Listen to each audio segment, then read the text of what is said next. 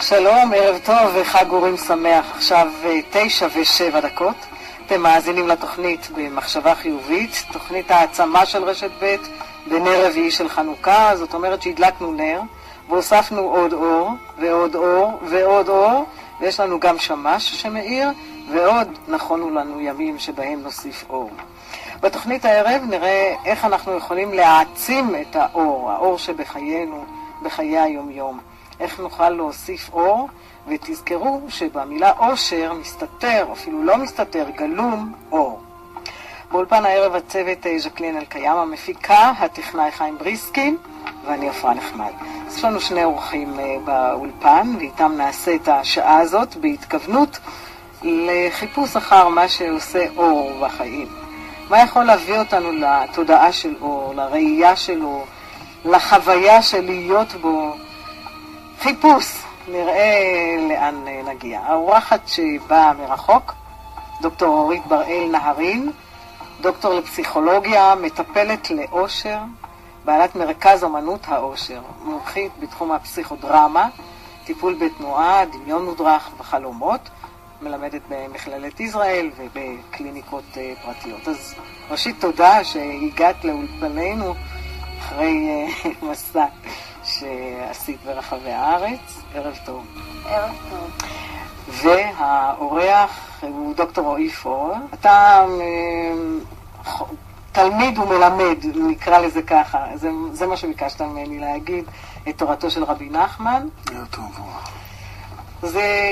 במה נתחיל? יש שני ציטוטים, שאחד מצאתי אצלך ואחר אצל הרב קוק. אז את ראיתי באתר שלך, ככל שיגלה האדם את מקורות ההנאה בנפשו, כך יגדל אושרו. ההנאות הנעלות ביותר, המגוונות ביותר והנצחיות, הן אלה שברוח שלנו, ברוח שלנו. נכון, שופנהאואר. כן, וניקח מהרב קוק, צריך שכל אדם ואיש ידע ויבין שבתוך תוכו דולק נר, ואין נרו שלו כנר חברו, ואין איש שאין לו נר, וצריך שכל איש ידע ויבין שעליו לעמול ולגלות את אור הנר ברבים ולהדליקו לאבוקה גדולה ולהאיר את העולם כולו. זה הרב קוק, הראיה. אז נתחיל במה? אורית. נתחיל באור? כן? כן. נתחיל ונמשיך. נתחיל באור? כן. כן, אנחנו באווירה באמת של חג האורים, שזה הרבה אור. ובמקרה היום הזדמן לי להעביר סדנה לסגל המרצים של מכללת ישראל, וביקשתי מהם שיגידו לי מה עבור כל אחד מסמל האור.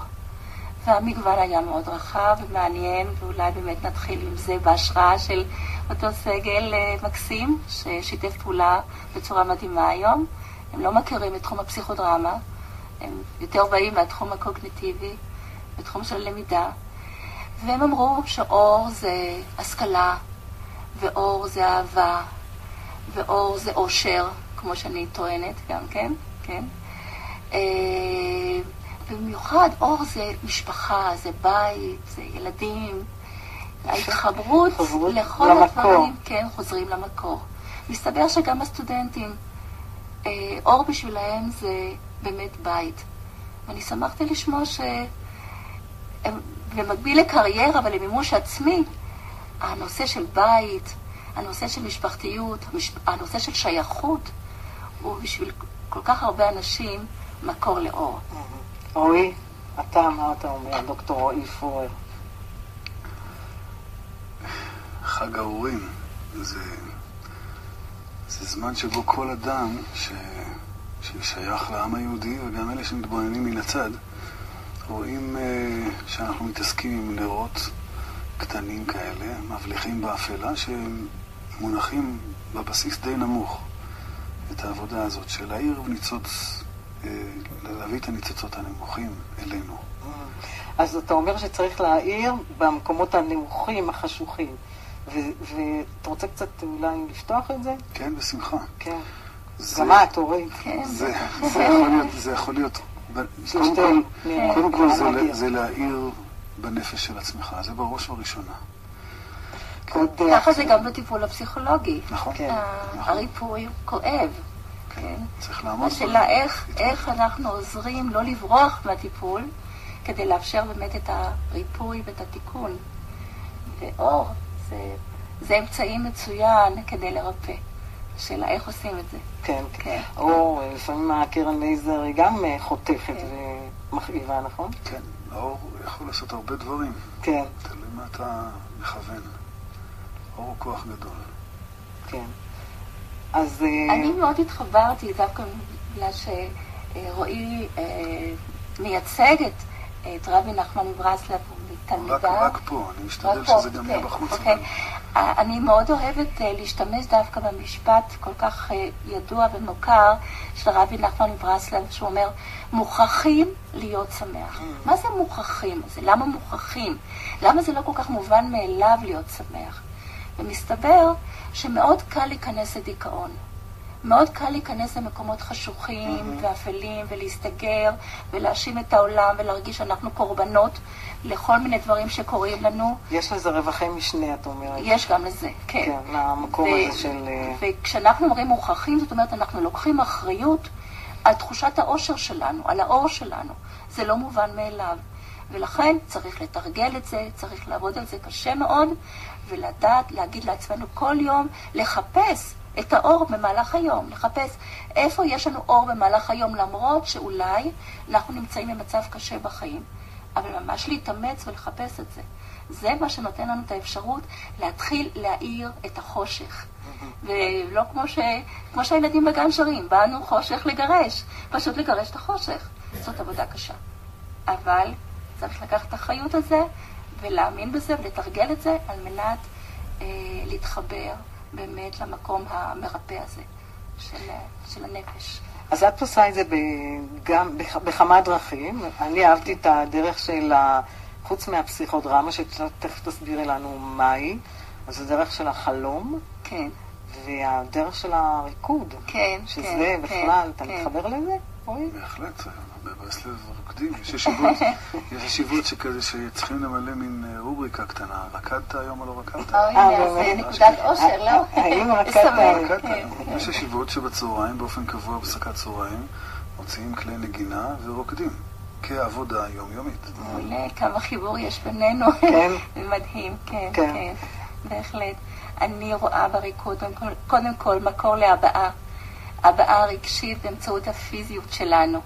ריקוד תמיד היה ביטוי בכל הזמנים לכל מיני רגשות.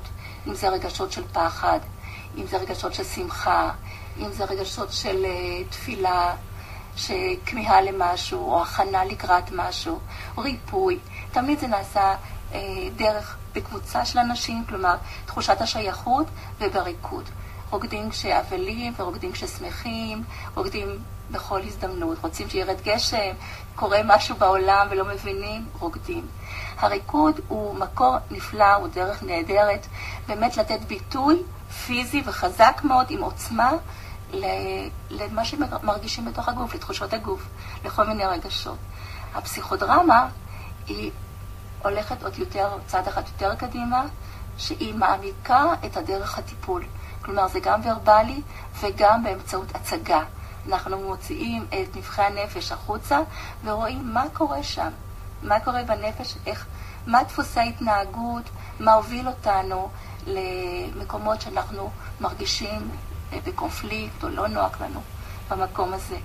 וככה... פסיכודרמה זה כלי מאוד מאוד חזק ומהיר, נכון? כן. מה עושה אותו כן, כזה? כן, כן, כן. פסיכודרמה הוא לוקח גם מהתורה של פרויד, כלומר את הפסיכואנליזה, אבל בעצם מורנו שהיה תלמידו של פרויד, הוא אמר לפרויד, הוא אמר לו, במקום שאתה סיימת, אני מתחיל. כלומר, במקום של המודעות, אתה הגעת למודעות. אני משם מתחיל את המעשה. פסיכודרמה, דרמה זה עשייה, זה פעולה. כלומר, אנחנו לא נסתפק רק בלהיות במודעות, אלא צריכים גם להוציא לפועל איך מה אנחנו עושים עם הדבר הזה. אז אני מבינה את מקור הבעיה, איך אני פועלת. על ידי זה שאנחנו פועלים, מביאים את האירוע, מחפשים אירוע. כלומר, מה זה מזכיר, ואיפה זה קרה, מספרים את הסיפור, מציגים את זה, אם זה אחד על אחד עם המטפל, או בקבוצה שמקבלים תפקידים, וכל הזמן בחילוף תפקידים. השחקן הראשי, זה שרוצה לעבוד על הבעיה שלו, יש שפה פסיכודרמטית מיוחדת, קוראים לו פרוטגוניסט. כן, זה השחקן הראשי. הוא בעצם גם בוחר מי יעזור לו, מי ימלא את התפקידים האחרים בתוך סיפור חייו, והוא מראה את זה, כלומר הוא פועל, ואחר כך הם עושים כמוהו, והוא יכול לראות את הסיפור שלו. הוא יכול להשקיף מהצד ולראות, זה הסיפור שהוא סיפר, זה האירוע שקרה. ועכשיו, מתוך ההתבוננות הזאת, הוא יכול לראות מה זה מזכיר לו. אולי עוד אירוע, עוד תמונה, וככה עוברים מתמונה לתמונה. וגם בעצם האחרים עובדים. וכולם עובדים. כל אחד זה מחבר אותם. כל אחד זה מעלה אצלו כמובן. בהחלט. גם עצם הבחירה, מדוע בחרת בי להיות האמא שלך או האבא שלך, זה גם כן מעורר הרבה מאוד שיחות, כן?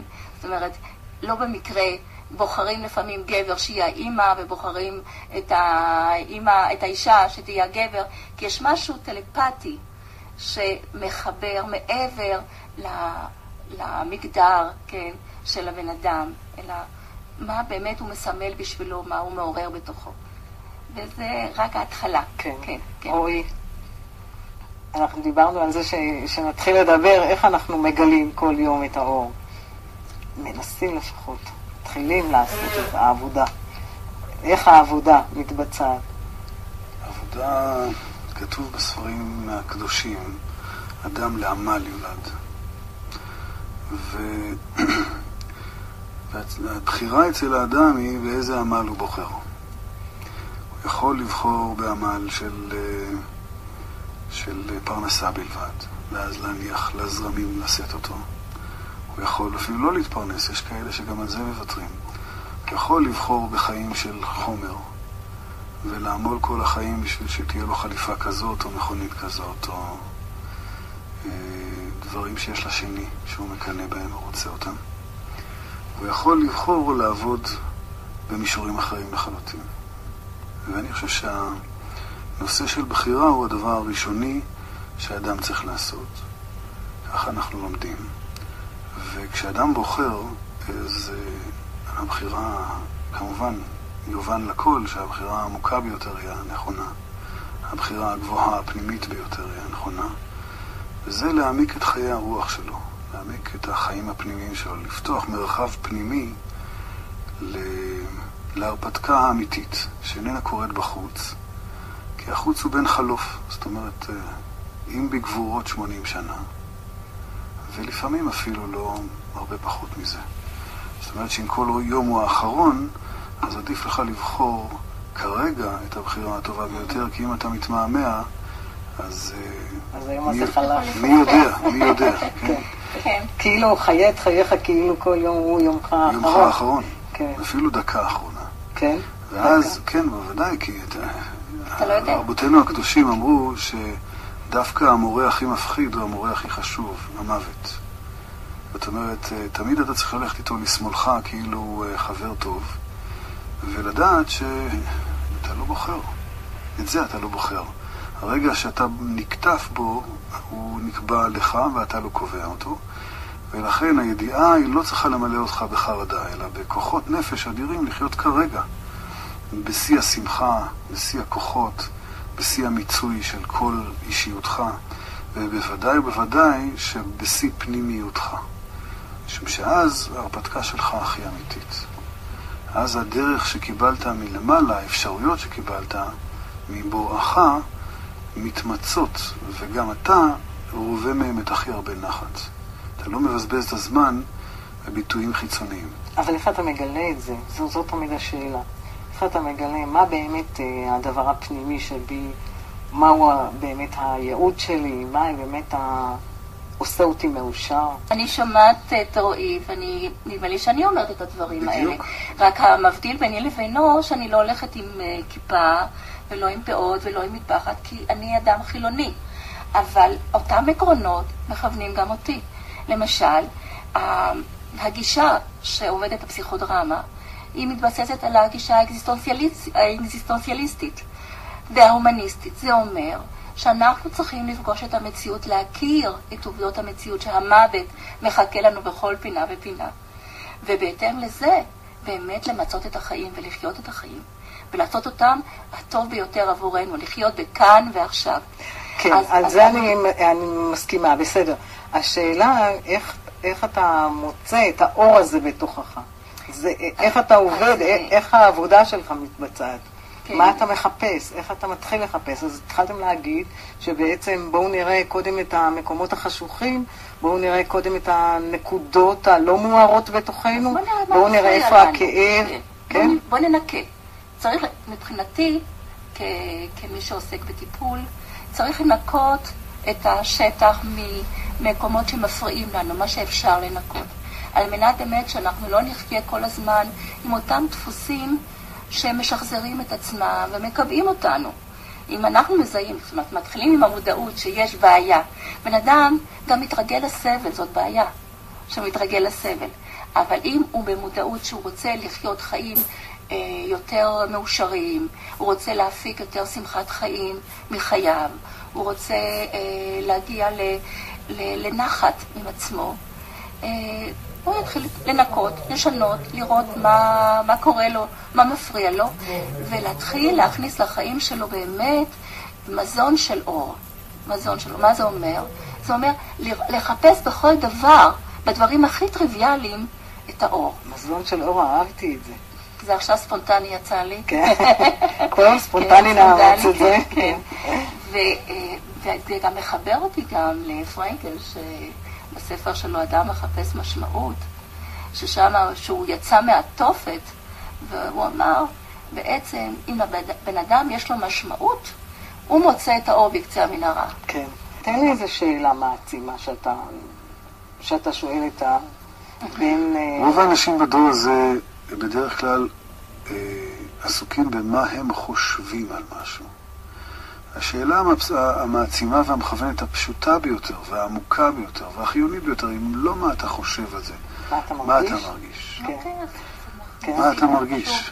גלה לי מה אתה מרגיש. אני חושב שבאמת יש פה מקבילות נפלאות לאורית. זה מדהים.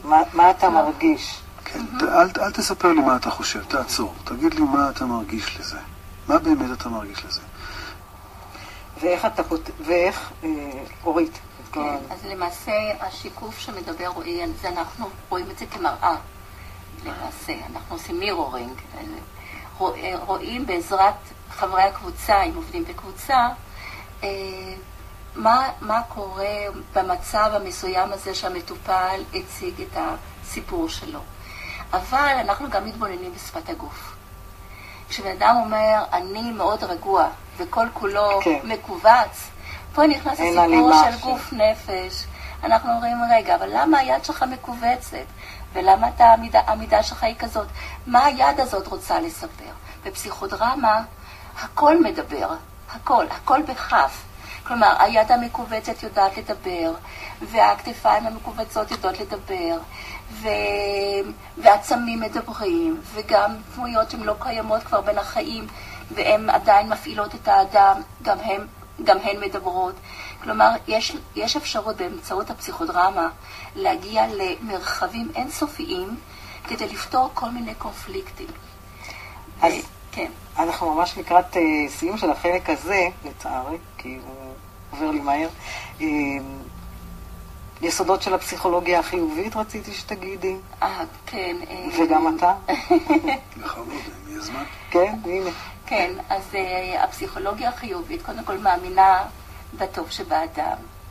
ובאמת מורנו, אחד הדברים המאוד חזקים שלו... מורנו זה לא מורנו, זה מורנו. זה ג'יי.אל מורנו. יעקב לוי מורנו, הוא היה יהודי, מבין התלמידו של פרויד, וגם פיתח את הפסיכודרמה, בעקבות שהוא היה גם פסיכיאטר וגם היה לו תיאטרון ספונטני. הוא אמר דבר מאוד מאוד חשוב, שבכל אחד מאיתנו יש את היכולת ליצירתיות ולספונטניות. רק מה? עם השנים אנחנו שוכחים את זה, ואני רואה את זה שבגיל מאוד צעיר כבר הילדים מתחילים להיכנס לתלם והולכים לאיבוד.